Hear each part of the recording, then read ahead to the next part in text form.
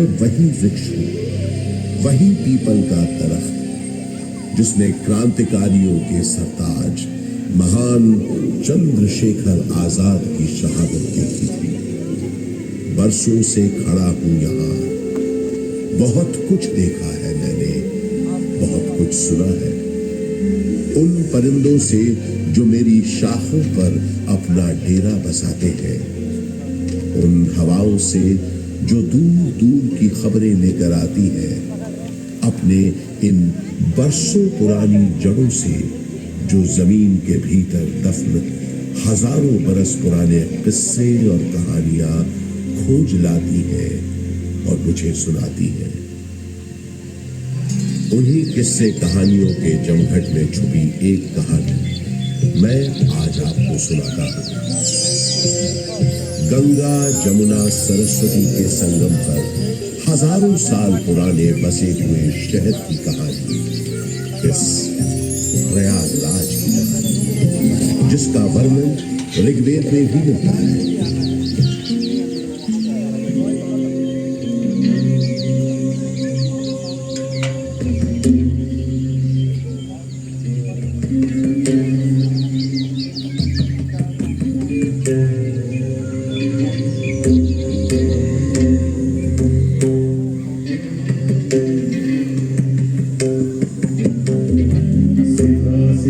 सरिते यत्र संगते तत्राप्लुतासो देवमुक्तपन्थति।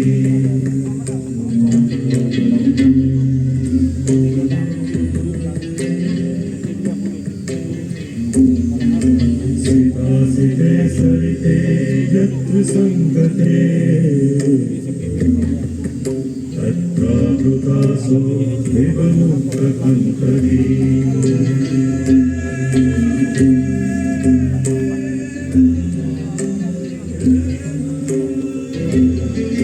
ये वैकुण्ठं विसृजन्ति धीरास्ते जनासो अमृतत्वं भजन्ते। सीतासिते सरिते यत्र संगते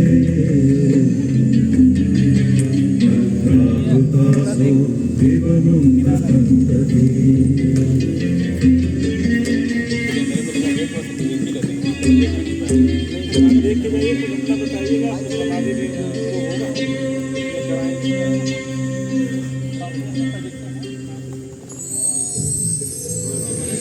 जो मनुष्य श्वेत श्याम नदियों के संगम पर स्नान करते हैं, उन्हें स्वर्ग की प्राप्ति होती है, और जो धैर्यवान मनुष्य इसके किनारे अपनी देह त्यागते हैं, उन्हें सीधे मोक्ष की प्राप्ति होती है। ब्रह्म पुराण में ब्रह्मा जी भी कहते हैं, चूंकि यहाँ सरस्वती जी अदृश्य रूप में आकर गंगा जी से मिलती है, इसलिए इस क्षेत्र को सरस्वती तीर्थ संगम कहा गया है।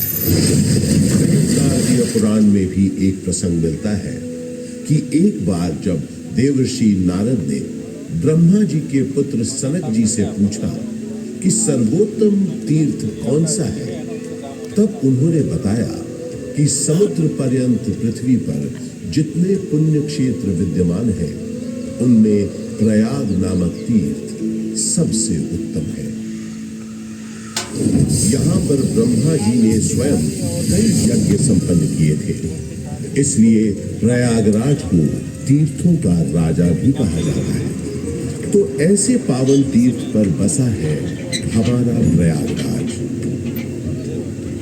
ये उन 4 शहरों में से भी एक है जहां विश्व प्रसिद्ध कुंभ मेले का आयोजन होता है।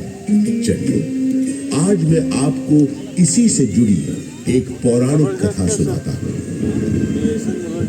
समुद्र मंथन के समय जब अमृत कलश प्रकट हुआ, तब देवताओं और असुरों में उसे पाने के लिए भयंकर युद्ध हुआ। ये देखकर गरुड़राज सुरक्षा के विचार से इस अमृत कुंभ को लेकर क्षीर सागर की ओर उड़ चले। कहते हैं उनकी इस यात्रा के दौरान पृथ्वी पर 4 जगह अमृत की कुछ बूंदें छलक कर गिर पड़ी। और इन बूंदों से उन नगरों की नदियों के पानी में अमृत जैसे गुण पहुंचे। यही कारण है कि इन 4 नगरों में हर 12 वर्षों पर कुंभ का पर्व मनाया जाता है। लाखों श्रद्धालु साधु संतों के सैकड़ों अखाड़े गंगा जी में स्नान करने आते हैं, संगम किनारे सत्संग करते हैं, धूम लगाते हैं।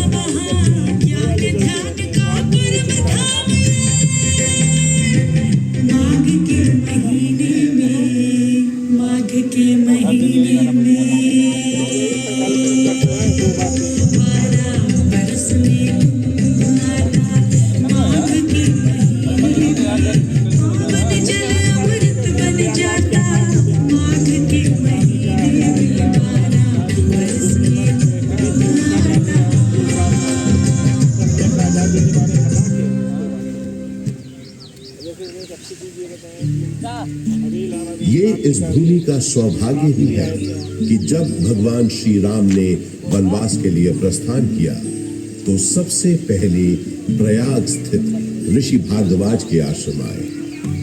महर्षि भारद्वाज एक महान तपस्वी और ज्ञानी महर्षि थे।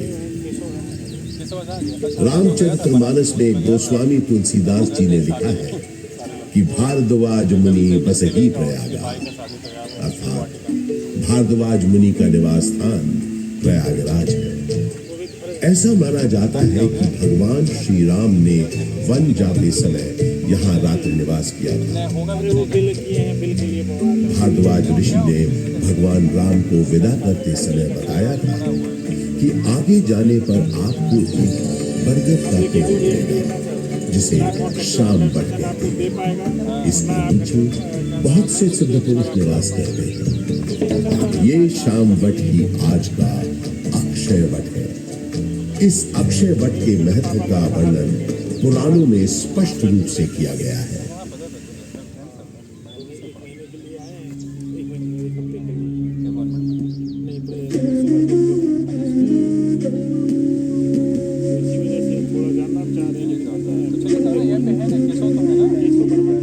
और भी होगा ना।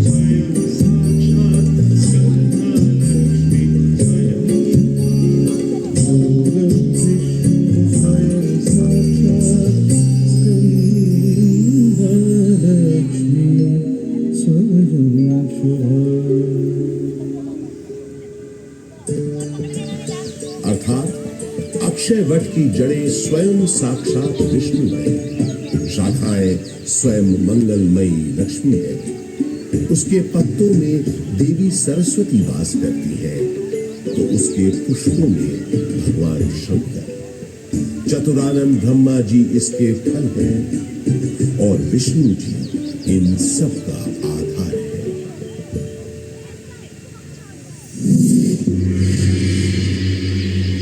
गौतम बुद्ध के काल में भी प्रयाग का बड़ा महत्व था। इसका एक बड़ा साक्ष्य है यहां उपस्थित अशोक की लाट। सम्राट अशोक का संदेश तो इस स्तंभ पर अंकित है ही। गुप्त काल के शक्तिशाली राजा समुद्रगुप्त का प्रयाग प्रशस्ति अभिलेख भी इसी स्तंभ पर खुदा है। 16वीं शताब्दी के अंत में सम्राट अशोक का ये स्तंभ उस किले का हिस्सा बन गया जिस किले का निर्माण संगम के किनारे मुगल बादशाह अकबर ने करवाया था। बुद्धं शरणं गच्छामि, धम्मं शरणं गच्छामि, संघं शरणं गच्छामि।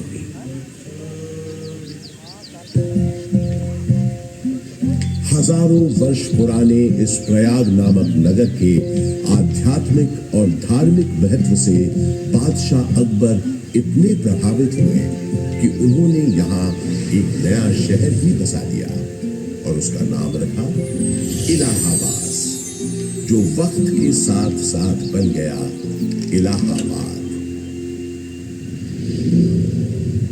अपनी भौगोलिक स्थिति, सुंदर आबोहवा और राजनीतिक महत्व की वजह से इलाहाबाद ब्रिटिश हुक्मरानों को भी बेहद पसंद आया और कुछ ही समय में ये शहर ब्रितानी हुकूमत का एक महत्वपूर्ण केंद्र बन गया। इलाहाबाद हाईकोर्ट इसका एक जीवंत उदाहरण है। देश के 4 उच्च न्यायालयों में से तो एक ये है ही। इसके अलावा अनेक महत्वपूर्ण और ऐतिहासिक फैसले देने का श्रेय भी इस न्यायालय को जाता है। शिक्षा के प्रसार के लिए अंग्रेजों द्वारा बनाया गया इलाहाबाद विश्वविद्यालय इस शहर को उनका दूसरा महत्वपूर्ण योगदान था। इलाहाबाद विश्वविद्यालय की स्थापना 16 नवंबर 1887 को हुई। पूरब का ऑक्सफोर्ड कहे जाने वाले इस विश्वविद्यालय का शुरुआती नाम म्योर सेंट्रल कॉलेज था। यहाँ का विजयनगरम हॉल और 7 खंडी मीनारें इतनी सुंदर और आकर्षक है कि आते जाते लोगों की निगाहें बरबस अपनी ओर खींच लेती है। 20वीं सदी की शुरुआत से ही इलाहाबाद हिंदी साहित्य का एक बहुत बड़ा केंद्र बनकर उभरा। ऐसी ही कुछ प्रसिद्ध शख्सियतों के नाम एकाएक तब याद आते हैं जब इस शहर से जुड़े साहित्यकारों की बात होती है। जैसे हास्य व्यंग के मशहूर शायर अकबर इलाहाबादी साहब, फिराक गोरखपुरी जो उर्दू के जाने माने शायर तो थे ही, अंग्रेजी भाषा के भी प्रकांड पंडित थे। महादेवी वर्मा हिंदी की सशक्त कवियत्री जो आधुनिक मीरा के नाम से भी जानी गई। सुमित्रा नंदन पंत हिंदी साहित्य के छायावादी युग के महत्वपूर्ण स्तंभ। मधुशाला के लेखक और हिंदी साहित्य के पुरोधा कवियों में से एक हरिवंश राय बच्चन और अपने नाम ही के अनुरूप हिंदी भाषा के निराले कवि सूर्यकांत त्रिपाठी निराला, जिनकी ये कविता तो अद्भुत है।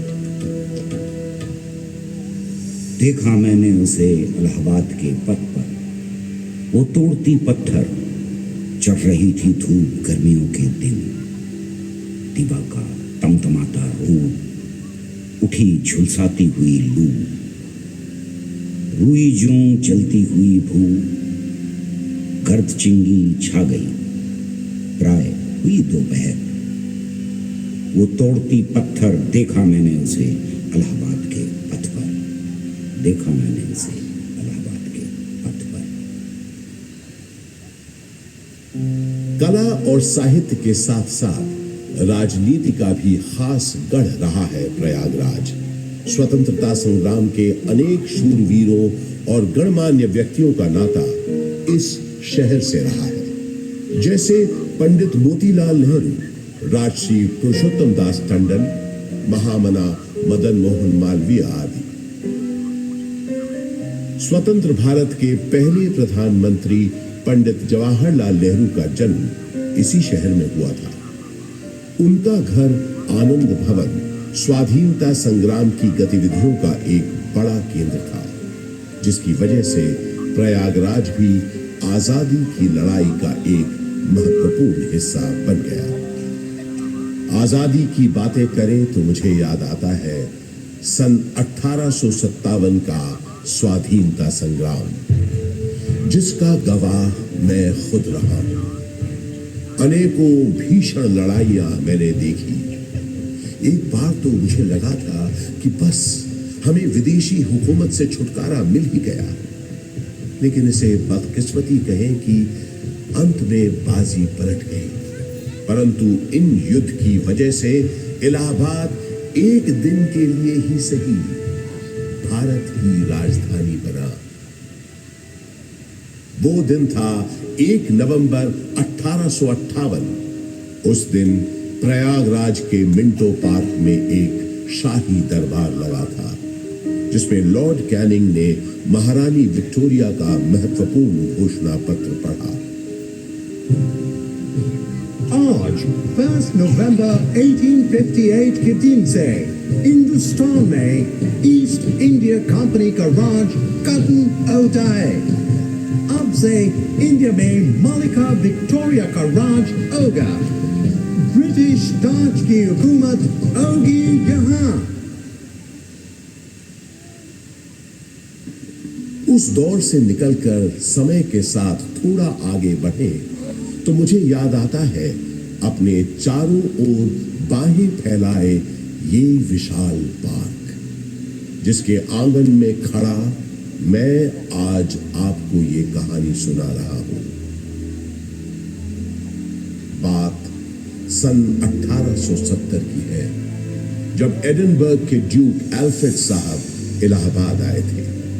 उन्होंने यहां आकर 133 एकड़ के इस बड़े से भूखंड पर एक विशाल पार्क का शिलान्यास किया था। उन्हीं के नाम पर तो इस पार्क का नाम पड़ा है एल्फ्रेड पार्क। ब्रितानवी हुक्मरानों ने इस पार्क के भीतर कई एक महत्वपूर्ण इमारतों का भी निर्माण करवाया। अब जैसे कि ये मशहूर गवर्नमेंट पब्लिक लाइब्रेरी। इलाहाबाद के उस जमाने के कमिश्नर फ्रांसिस ऑटवे मेन एक लाइब्रेरी बनवाना चाहते थे, जिसके लिए उन्होंने मशहूर आर्किटेक्ट रिचर्ड रॉस्किल बेन को बुलवाया और कहा, बेन, हमने तुमको बोला था ना, हमको एक लाइब्रेरी बनाने का है। I remember, sir. आपने बताया था आपका डियर फ्रेंड और इलाहाबाद का एक्स कमिश्नर मिस्टर कटबर्ट बेंसले थॉर्नहिल का मेमोरी में आपको एक लाइब्रेरी बनवाना है, राइट? यस, थॉर्नहिल खुद एक बहुत काबिल टाउन प्लानर था। आधा इलाहाबाद उसी ने प्लान किया है। ये लाइब्रेरी उसकी मेमोरी को फिटिंग ट्रिब्यूट होना चाहिए। आप बिल्कुल बेफिक्र रहें सर। मेरे दिमाग में स्कॉटिश बैरोनियल रिवाइवल स्टाइल की एक ब्यूटीफुल बिल्डिंग का प्लान है, जो एकदम परफेक्ट होगा ट्रिब्यूट देने के लिए।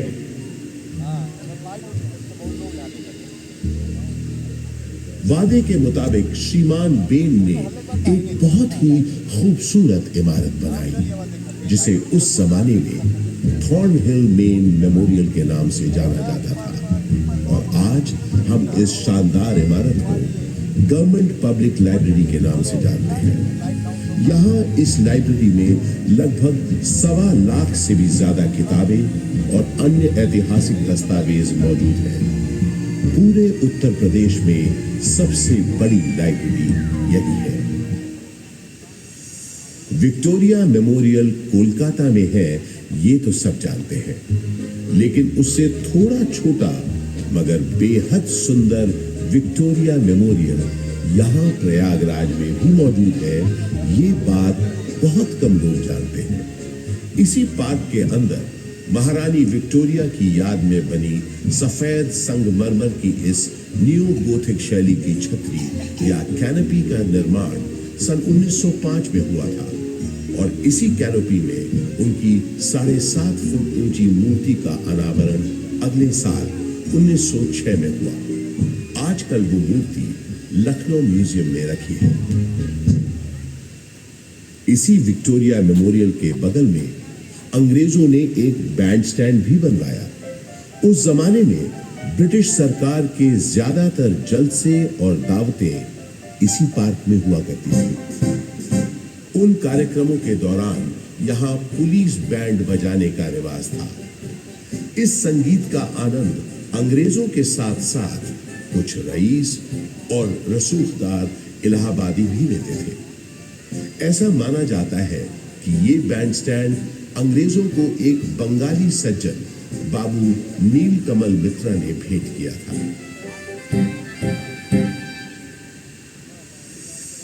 पंडित बृजमोहन व्यास और कुछ अन्य गणमान्य व्यक्तियों के प्रयासों से इलाहाबाद संग्रहालय की एक छोटे से स्तर पर शुरुआत सन 1931 में ही हो गई थी।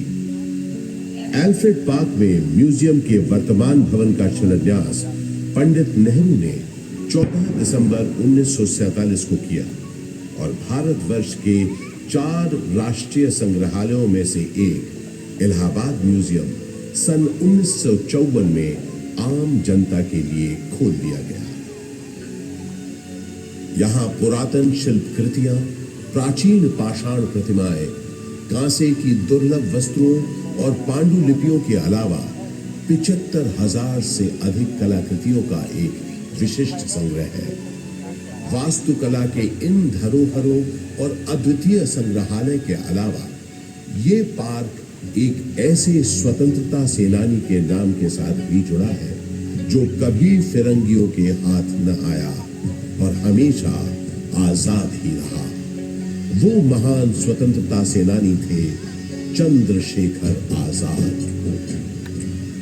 भारत के स्वतंत्रता संग्राम में इनका अभूतपूर्व योगदान रहा है। मशहूर क्रांतिकारी दल हिंदुस्तान रिपब्लिक एसोसिएशन को हिंदुस्तान सोशलिस्ट रिपब्लिक एसोसिएशन के नाम से न सिर्फ उन्होंने पुनर्गठित किया बल्कि भगत सिंह, राम प्रसाद बिस्मिल, अशफाक उल्लाह खान जैसे अनेक क्रांतिकारियों को उसमें शामिल भी किया। सन 1931 में चंद्रशेखर आजाद एक खुफिया और बेहद महत्वपूर्ण काम के लिए इलाहाबाद आए और 27 फरवरी के दिन उन्होंने अपनी पार्टी के एक सदस्य सुखदेव राज से इसी एल्फ्रेड पार्क में गुप्त मीटिंग की योजना बनाई। किसी भेदिए ने यह सूचना British police officer mister Nott Bower को दे दी। Hello, CID in charge Not Bawa this side. DSP Thakur Vishweshwar Singh से बात कराओ। अर्जेंट मैटर है। सलाम साहब, डीएसपी सिंह बोलता हूँ। सिंह, 30 आर्म सिपाही लेकर एल्फ्रेड पार्क के पास मिलो फौरन। आपका मतलब कंपनी बात? यस, कंपनी बात। क्वेश्चंस पूछ के टाइम मत वेस्ट करो, जल्दी करो। इस गद्दारी से बेखबर आजाद कंपनी बाग पहुंच चुके थे और पार्क में छुपे हुए थे। सुखदेव राज भी इलाहाबाद में अपने छुपने के ठिकाने से निकलकर उनसे मिलने तयशुदा जगह पर पहुंच गए। आजाद कहीं दिख नहीं रहे थे। सुखदेव ने उन्हें ढूंढना शुरू किया और आखिर वो दोनों मिल गए। गुरुजी, गुरुजी, गुरुजी। सुखदेव, किसी ने तुम्हारा पीछा तो नहीं किया? आप निश्चिंत रहें गुरुजी, मैंने यहाँ आते वक्त पूरी सावधानी बरती है। शाबाश सुखदेव, शाबाश। मैंने तुम्हें यहाँ बहुत जरूरी मंत्रणा के लिए बुलाया है। जी बताइए। मैं चाहता हूं कि तुम और तुम्हारे 4-5 विश्वास पात्र साथी आजाद और सुखदेव की बातचीत शुरू हुए ज्यादा देर नहीं हुई थी कि नॉट पावर 30 राइफलधारी सिपाहियों के साथ यहां पहुंच गया। Mr. Chandrasekhar Tiwari, you have been surrounded by police. तुम्हें पुलिस ने घेर लिया है। तुम आज यहाँ से बचकर नहीं जा पाओगे। Surrender yourself.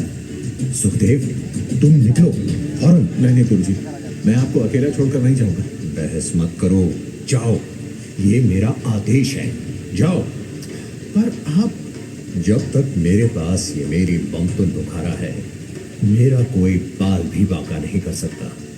अब जल्दी जाओ यहाँ से, और जब तक मेरा अगला संदेश न मिले तब तक चौकन्ने रहना, संभल कर रहना। सुखदेव, अब जाओ यहाँ से, तब तक मैं इनको रोकता हूँ।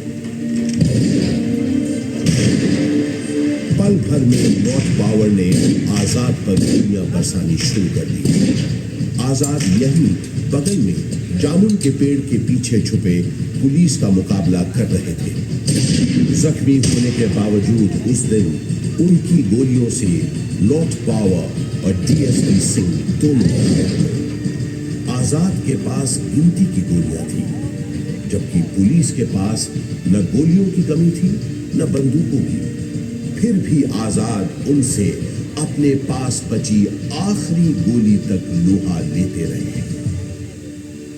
आजाद ने प्रण लिया था कि वो हमेशा आजाद रहेंगे। उन्होंने अपना प्रण निभाया और वो हमेशा आजाद ही रहे। उन्होंने अपने पास बची आखिरी गोली से अपने प्राण न्योछावर कर अपनी प्यारी मातृभूमि के लिए आत्म बलिदान दे दिया।